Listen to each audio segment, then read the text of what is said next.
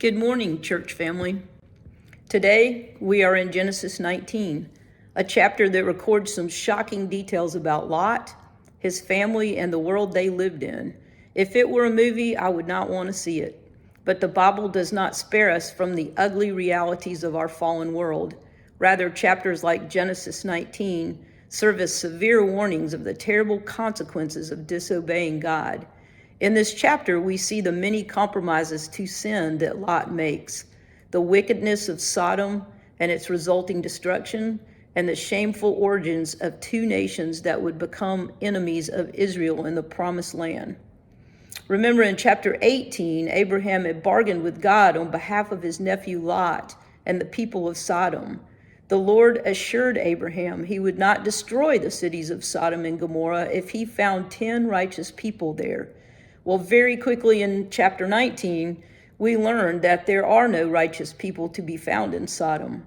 Verse 1 opens with Lot sitting at the entrance to the city. In this day, a city's gate was a town hall of sorts, a place where men of status and authority sat to judge disputes, confer with one another, and supervise those who came and went. The simple fact that Lot was sitting at the city gate shows the steady progression of his compromise to ungodly influences. Genesis 13 had him looking toward Sodom, then pitching his tent outside Sodom, and now in 19, here he is living in Sodom as one of its civic leaders. The two angels of God from chapter 18, disguised as travelers, find Lot at the gate, and Lot invites them to his house for food and rest. As night falls, Lot's hospitality is interrupted by a mob of men from all over the city demanding that Lot turn the visitors over to them for evil debauchery they desire. Lot shows his lifelong tendency to follow the course of least resistance by offering his daughters instead of his visitors to the rowdy mob. The angel messengers need no more condemnation of Sodom. The city's wickedness is evident, and the angels pull Lot back from the angry crowd and bolt the door. The angels blind the men of Sodom to ensure that Lot will be safe. What grace and mercy God has for those he chooses. Now the angels begin their mission to destroy the city. They tell Lot to gather his family for protection. Lot has so little credibility as a witness for God, having lived so contently among these ungodly people, that even his daughter's fiancés think he is joking and ignore his warning to come with the family out of the city. What a lesson for the church today. As morning is dawning, the two angels tell Lot to take his wife and other daughters and flee immediately. Lot hesitates. He does not want to abandon the wealth, position, and comfort he has enjoyed in this place. So the angels grab him and rush he and his daughters and his wife to safety outside the city. There, the angels tell Lot to run without stopping. Don't even look back. Flee to the mountains. Here's where Lot really gets on my nerves.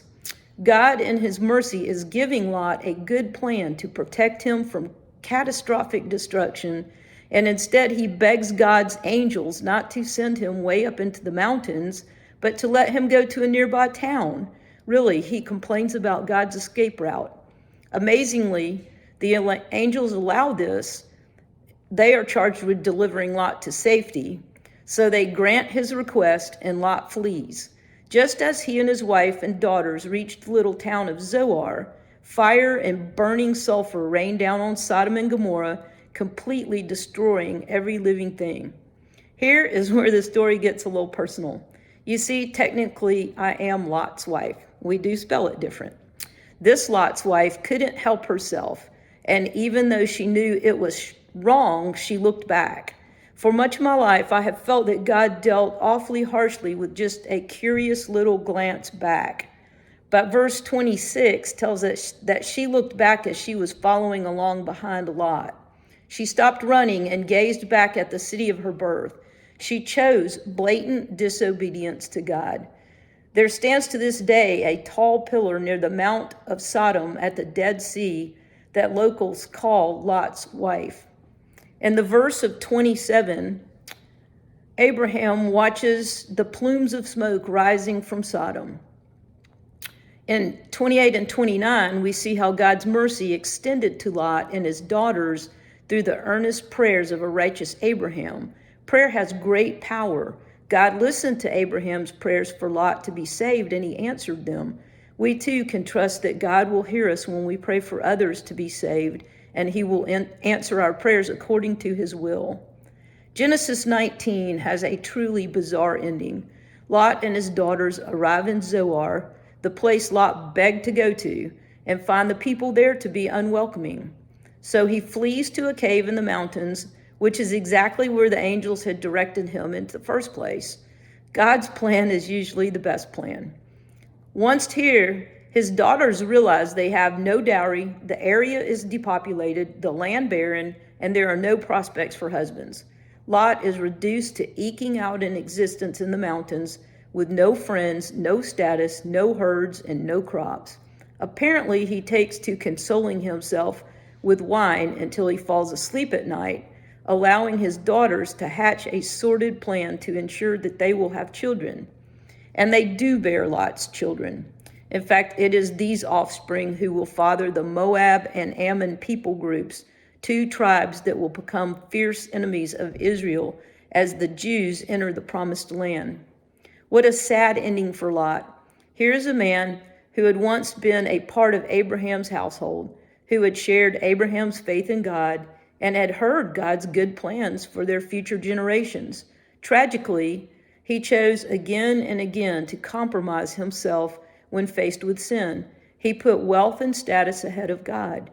He went along to get along. In his quest for success, Lot forgot that it is God's blessing we must seek, not the world's. Contrast Lot's family with Abraham's family, and we see how the blessing of God can preserve our families. We live in a culture that is full of wrong thinking and wrongdoing. Just like Lot, we sometimes go along to get along. We are ripe for destruction, just like Sodom. We must seek God's forgiveness for our silence in the face of evil and for our compromises and adaptations to sin. Like Abraham, we must ask God's blessing to preserve our families. The lessons of Genesis 19 are to seek God and his blessings and to run from sin. These lessons are every bit as pertinent to us today as they were to Abraham and Lot. Thank you, church.